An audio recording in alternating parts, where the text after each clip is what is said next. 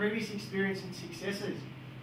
If you're coaching an A-grade side and you've got an ex-first grader who comes back and plays, obviously there will be a tendency for that player to like to pass on some information to the players as well, because that person has a multitude of experience, and that may be one of their motivations. So if they've got previous experience, utilise their information, because I'm sure the players will appreciate it as well. Have a look into your medical history of your players and your injury history of your players. It's very important, especially if you're working them really hard in the pre-season. Availability is a big one where we are in Victoria. We've got A-grade sides that don't get paid and they still train twice a week for 2 hours a session. And I'm of the opinion that if we cut back to 1 session a week, then we'd probably get 15 more players per club, because guys are more available. Their lifestyles are different. They're not getting paid to be there. So I would appreciate if our clubs cut that back. So have a think about why your players are there, what their lifestyle's like, what their availability is like, and structure your sessions around that. You might have a team that might be suited to an evening session and a weekend session, because the guys work late or work back or have to travel a fair distance. So more for adults, really examine why they're there. So once you examine why they're there and you know why they're there and what their motivation is, it's then easy for you to structure your training sessions around that. Children and learning. Children's characteristics. They're concerned with themselves, learning roles and developing confidence, learning to cooperate and compete. They're from varying cultures and backgrounds, and they're still learning socially to cope with winning and losing. So the coach's roles there are to promote cooperation, encourage group contribution, stress competing fairly. Obviously, you've got a mentoring role of these players. Cultivate sensitivity to others and highlight enjoyment. Now, we just talked about that. That's going to keep them coming back next time. Okay? In terms of allowing them to understand the game, it's important that we demonstrate perfectly. Take them one step at a time. In about 5 minutes, I'm going to take them outside. And obviously, I understand that the majority of the group are kinesthetic learners and can't wait to get outside and get a ball in their hands. So I'm very wary of that, and I'm going to try not to get bogged down in this information too much. Keep active practice as perfectly as possible. With kids, it's important that when they're demonstrating and performing skills, we try and really, really refine their technique. Try and get it as perfect as possible. Once they're adults, if the ball's getting from A to B, it's fast, it's flat, it's nice, and the other person's catching it, I'm not going to get too bogged down in teaching them and improving their technique. I might concentrate on other things instead. But while they're children, I can mould them into performing that skill correctly so that they'll then carry that on. So they're not have bad habits as kids. But once I'm coaching an adult team, unless it's a really, really massive flaw in their technique, I may not spend too much time on it. As long as the ball's getting from one point to the other, it's getting there clean, it's getting there how I want it, it's not affecting anybody else. I may not concentrate on getting them to do that as perfectly. I keep active and stress only a few points at a time, especially with kids. 3 things at a time is more than enough for them to try and remember. Physical learning for players. Be tolerant and patient and take time for practicing. You need to give the kids a lot of time to practice. Accept different abilities in balance and movement. If you've got 13 or 14-year-olds, they're going through puberty, their feet are a lot bigger than the rest of their body. Take that into consideration. They may not be as good on their feet as other kids the same age. Realise that they are going through physical development. Avoid repeated impact activities. I think repetition is probably the biggest killer of kids in any sport. If it's the same thing all the time, then obviously they're not going to come back next year. So we need to make it we need to vary it as much as possible. This one here more refers to repetitive strain injuries and things like that, because the kids are growing, but repetition of anything is boring in itself. Okay, kids are easily motivated. Give them a smile and they're motivated straight away. So make sure that you're motivating and you're positive and you're open towards them. They have a wide range of reasons for participation, so you need to try and identify what kids are there because they want to be good and they want to move on, what kids are there to make friends, what kids are there for other reasons. They're also sensitive to criticism and failure. Something that I'll talk about a little bit later on is to always, if you're going to give negative feedback to a group, especially kids, give negative feedback to everybody and praise individually. So if I'm going to have a go at the team for doing something, although it might be only the few, I'll have a go at the whole group. And I'll get stuck into the whole group about something, our defensive technique or our defensive pattern. But if I'm going to praise, I'll then praise individually so the kids can get built up by that. But I want to try and steer away from grabbing a 13-year-old or a 14-year-old and getting stuck into that person individually, especially in front of anybody.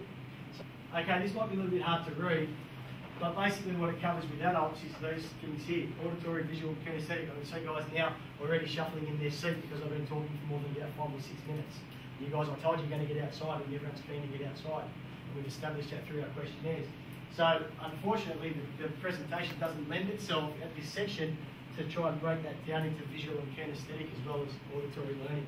Now just be wary of that with your players. If you change your approach every 5, 6, 7 minutes within your session, change your approach from a demonstration to an activity, make sure your activities aren't going on too long, change them over, you're going to hold the learning of your athletes for a lot longer. Okay, so think and always refer back to those, especially these two, because coaches tend to go a lot with that one, a lot of auditory, a lot of talking. And most of the players, and you'll find with any group you do a survey like that, it's always a coaching group or it's a playing group, the majority are kinesthetic learners, the second majority are visual learners, and the third are auditory. But our coaches spend so much time talking all the time. Players just aren't. Player orientation and game orientation. Now, I'm sure you can think of coaches that you've heard about that are very, very player oriented. So they're into the planning, the stimulating, the discipline, the supporting. They're into worrying about the player, making sure the player's motivated, making sure the player's catered for. And then I'm sure you can think of coaches that are very skill oriented. So they're into teaching the skills, going through the tactics, working out the drills. As a senior club coach, it's important now that you learn to take these two styles and meld them together. So take some time out for your players to do this planning and disciplining and supporting, while also spending time there. What you'll get through the level 2 coaching course is a lot of this stuff, a lot of these skills, tactics, drills. So a lot of really good coaches coming in and talking about those things: defensive patterns, marker defence, attacking styles. And you'll get a lot of information here and not so much information there. So everybody will tend to shift over here where we're all talking about this sort of stuff. But we also need to make sure that we're player oriented as well. Thinking about are our players understanding? Do the players understand what I'm talking about? Are the players taking that away and then putting it into practice on the field? Am I motivating them? Are they motivated? Are they interested? Do they want to come to training? All this player-oriented stuff as well. So while you'll get a lot of this information, it's important that we don't all shift that way and we spend a bit of time over this area of being player-oriented. 3 methods of teaching skills. The first one is the deep method, which is demonstrate, explain, participate and evaluate. We'll talk about that outside. The second one is chaining, the whole part, whole strategy, where you teach a skill as a whole, break it down into parts, teach it again as a whole. Then what we'll talk about a little bit is game sense. So we'll talk a little bit about game sense and why I use game sense. Now, all these things I'll teach you outside will apply to individual skills, small group skills and team skills. Now that's the way I like to break down, and it's just something that I use. I've never seen anybody else do it quite the same. It's just something that I personally picked up. I break skills down with teams I coach to individual skills, small group skills and team skills. Individual skills obviously being pass, catch, kick, tackle, evade, being the 5 main ones. Small group skills being things that involve 2 or more players: marker defence, the ruck, my defensive slabs, left side, centre, right side, the way my fullbacks and my wingers work together. I would call small group skills. 2 passes in a row, small group skill. And then team skills, things like the total defensive pattern, your set for getting out of your half, your attacking sets in the opposition half, what we do after penalties. I refer to them as team skills. And we'll be able to use these 3 different methods to teach those. But generally what you'll find is the deep principle works best with individual skills, the chaining method works best with small group skills, and the game sets method works best with team skills. We'll head outside and we'll quit. So what I'd say is, okay guys, what I'm going to teach you is a standing pass that looks like that. And I'll do the standing pass. Then what I would do is I would explain.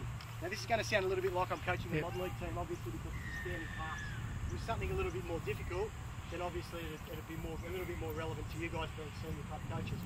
So what I did was I pointed my toe towards Craig. The second thing I did was swung the ball across the front of my body towards Craig, and I pushed the ball with my fingers. So the first thing I did was step, the second thing I did was swing, and the third thing I did was push. Okay, so what I've done is I've demonstrated and I've explained. Now you'll see when they write it, it's D dot, E dot, P dot. Demonstration and explanation always go together. So with any simple skill, if I'm going to give them the feedback while they're participating, because what they can then do is they can alter it and keep going. If it's a common flaw among the whole group, I'll stop, bring it in. I'll then say, this is what you're doing wrong. Go back and have another go at it. So the principle should not just be D-E-P-E, it should actually be D-E-P-E-P-E-P-E. For the rest of the rugby league career, the P's and the E's keep going. They're participating, I'm evaluating. They're participating, I'm evaluating. So I don't just participate and then evaluate once. I'll then send you back, do the same thing. Okay, a very simple thing. If I was doing a grubber kick, it'd be exactly the same. We get the ball, we hold it above our foot, we drop the ball on our laces, we kick the end of the ball, and I would do it.